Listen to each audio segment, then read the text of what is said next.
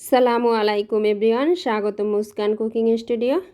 আজকে আপনাদের জন্য নিয়ে এসেছি একটা ফ্রোজেন আইটেম।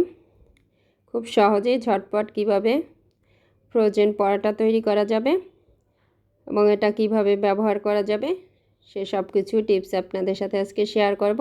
এবং যাদের মনে ধারণা আছে ফ্রোজেন পরোটা পরবর্তীতে ভাজতে গেলে এটা ফুলবে না বা কিছু, সেটাও আমি ভেজে দেখাবো। তো চলুন আমরা তৈরি করে নিই ফ্রোজেন পরোটা। পরোটা তৈরির জন্য প্রথমে এখানে নিয়ে নিব আটা। আটা কিংবা ময়দা যে কোনো একটা নিলেই হবে। আমি প্যাকেটের আটা নিয়েছি। এখানে আমি টোটাল 3 কাপ আটা নিব মেজারমেন্ট কাপের।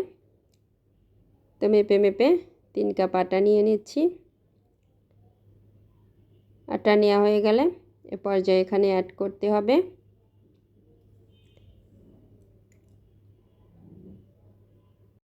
স্বাদমতো লবণ অ্যাড করব। দিয়ে দিব সয়াবিন তেল। এখানে আমি 1/4 কাপ তেল ইউজ করছি। তেল দিয়ে দিলাম। এ পর্যায়ে হাত দিয়ে খুব ভালো করে আটা, লবণ এবং তেল মেখে নিব। আমি কীভাবে করছি একটু খেয়াল করার চেষ্টা করবেন। তবে হাত দিয়ে ডলে ডলে খুব সুন্দর করে এটা একসাথে সবগুলো উপকরণ মিশিয়ে নিতে হবে। তো মিশানোটা কমপ্লিট হলে তেল, লবণ এবং আটা যখন খুব ভালো করে মিশানো হবে তখন এরকম হাতের মুঠির মধ্যে নিয়ে দলা পাকানো দেখবেন। যদি দেখেন খুব ভালো দলা পাকাইছে এবং হাতটা যখন আবার চাপ দেবেন এটা গুঁড়ো হয়ে যাবে, এমন পর্যায়ে বুঝতে হবে যে আপনার মেশানোটা কমপ্লিট। তো এই পর্যায়ে পরিমাণ মতো পানি দিয়ে একটা খামির তৈরি করে নিব। এখানে আমি কি পরিমাণ পানি দিয়েছি সেটা আর উল্লেখ করলাম না, কারণ পানির পরিমাণটা কারো কম কিংবা বেশি লাগতে পারে। তো খুব সুন্দর একটা ডো তৈরি করে নিলাম। পর্যায়ে এটা ঢাকনা দিয়ে ঢেকে রেস্টে রেখে দিব 30 মিনিটের জন্য। 30 মিনিট পরে ঢাকনা খুলে নিয়েছি। ডোটা যদি এভাবে রেস্টে রাখেন তাহলে ডোটা অনেক বেশি সফট হয়। দেখুন আগের তুলনায় ডোটা কিন্তু অনেক বেশি সফট হয়েছে। এবং এই পরোটা তৈরির জন্য ডোটা কিন্তু খুব বেশি হার্ড করা যাবে না, আবার একেবারে নরমও রাখা যাবে না। তো এই পর্যায়গুলো দিয়ে আমি লেচি কেটে নিব। আপনি কি পরিমাণ সাইজের পরোটা বানাতে চান তার উপর ডিপেন্ড করে আপনি লেচি কেটে নেবেন। আমি মিডিয়াম সাইজের পরোটা বানাবো, সেই অনুসারে আমি লেচি কেটে নিচ্ছি। আমার এখানে 7টা লেচি কেটে নিয়েছি। আমার মোট 7টা পরোটা হবে। তো এই পর্যায়গুলো বেলে নিব। তো প্রথম পর্যায়ে এগুলোকে গোল শেপ দিয়ে নিব। গোল শেপ দেওয়া নেওয়া হয়ে গেলে এ পর্যায়ে এটা আটার ভিতরে ডুবিয়ে নিব। পর্যায়ে এটা গোল রুটির আকারে প্রথমে বেলে নিতে হবে। রুটিটা মোটামুটি পাতলা বেলার চেষ্টা করতে হবে। ঘুরিয়ে ঘুরিয়ে খুব সুন্দর করে একটা রুটি বেলে নিচ্ছি প্রথমে। রুটিটা বেলা কমপ্লিট। এ পর্যায়ে এর উপরে দিয়ে দিব 1/2 টেবিল চামচের মতো তেল। দেখতে পাচ্ছেন আমি কি পরিমাণ রুটিটা পাতলা বেলেছি। তো এ পর্যায়ে এখানে 1/2 টেবিল চামচ তেল দিয়ে দিব। তেলটা পুরো রুটির গায়ে এরকমের মিলিয়ে দিতে হবে। উপর থেকে দেওয়া হয়ে গেছে। এ পর্যায়ে দিয়ে দিব খুবই সামান্য পরিমাণ শুকনো আটা। আটাটা খুব ভালো করে এরকমের ছড়িয়ে দিতে হবে। ছড়িয়ে দিয়ে প্রথমে একটা সাইড দিয়ে ভাঁজ করে নিব। তারপর অপর সাইডটা আবার একইভাবে ভাঁজ করে নিব। পরবর্তীতে অর্ধ দিয়ে 2টা সাইড নিয়ে ভাঁজ করে দিব। এরকম করা হয়ে গেলে সবগুলো আমি এক এক করে এভাবে গড়ে নিব। আরও একটা পরোটার ভাজ আপনাদেরকে দেখিয়ে দিচ্ছি কিভাবে প্রথম অবস্থায় করছি। আবারও প্রথমে গোল শেপ দিয়ে নিব। গোল করে বেলে নিব একইভাবে। তো বেলা হয়ে গেলে পর্যায়ে 1 টেবিল চামচের মতো তেল দিব। তেলটা চারদিকে ভালো করে ছড়িয়ে দিব। বেশ খানিকটা আটা গুঁড়া নিয়ে এটা দিয়ে দিব এবং আবারও একইভাবে ভাঁজ করে নিব। এভাবে করে সবগুলো করে নেওয়া কমপ্লিট। তো এবার এটা 10 মিনিটের জন্য ঢাকনা দিয়ে ঢেকে রেস্টে রেখে দিব। ফিরে আসছি 10 মিনিট পরে। 10 মিনিট পরে এগুলো প্রথমে পরোটা বেলে নিতে হবে। তো যেহেতু এগুলো আমি ফ্রোজেন করব এজন্য বেলার সময় খেয়াল করতে হবে আটা বা ময়দা যেটাই নেন খুবই সামান্য পরিমাণ নিতে হবে, বেশি নেওয়া যাবে না। তো খুব সামান্য পরিমাণ আটা নিলাম, এবার যেটা দিয়ে খুব ভালো করে এটা বেলে নিব চারকোনা শেপে। কোনাগুলো ঠিক রাখার জন্য একটু আড়াআড়ি করে প্রথম বেলে নিতে হবে।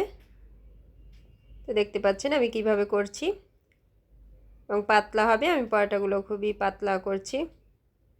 তো এভাবে করে আরও একটা পরোটা আপনাদেরকে বেলা দেখিয়ে দিচ্ছি। অন্য একটা পাত্রে এটা তুলে রাখলাম, আবারও বেশ খানিকটা আটা দিব, একইভাবে চারকোনা শেপে এটা বেলে নিব। বা যদি মনে করেন একসাথে সবগুলো বেললে তো এগুলো লেগে যাবে, তাহলে একটা একটা করে বেলে নিতে পারেন। তারও একটা পরোটা বেলা কমপ্লিট। তো সবগুলো বেলে নিচ্ছি, বেলা কমপ্লিট। এ পর্যায়ে এটা ফ্রোজেন করার জন্য আমি এটা একটু সেঁকে নিব। তো সেজন্য একটা প্যান বসিয়ে দিয়েছি চুলায়, এটা হালকা গরম হলেই হবে, খুব বেশি হাই হিটে এটা ভাজা যাবে না। এপাট ওপাট উল্টে পাল্টে জাস্ট কাঁচা ভাবটা দূর হবে এমনটা করে ভাজলেই এনাফ। দুইটা সাইড মিলে 30 থেকে 40 সেকেন্ডের মতো ভাজলেই হবে। তো একটা সাইড যখন হয়েছে অপর সাইডটা একইভাবে উল্টে দিচ্ছি, আবারও অপর সাইডটা একটু উল্টে দিলাম। পর্যায়টা কিন্তু সেকে নেওয়া কমপ্লিট। এবার যেটা চুলা থেকে নামিয়ে নিব, এবং নামিয়ে নিয়ে এটা ঠান্ডা করে নিতে হবে। আরও একটা পরোটা একইভাবে সেকে নিব। তো চুলায় দিয়ে দিলাম, পর্যায়ে একটা সাইড হয়ে গেলে অপর সাইডটা উল্টে দিলাম, এটাও কমপ্লিট।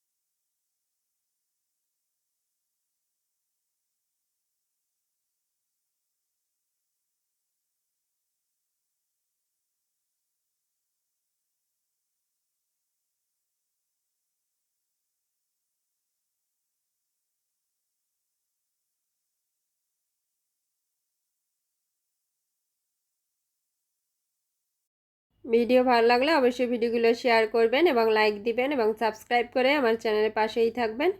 তো ফিরে আসবো আবার নতুন কোনো ভিডিও নিয়ে। আজকে মতো বিদায় নিচ্ছি। আল্লাহ হাফেজ।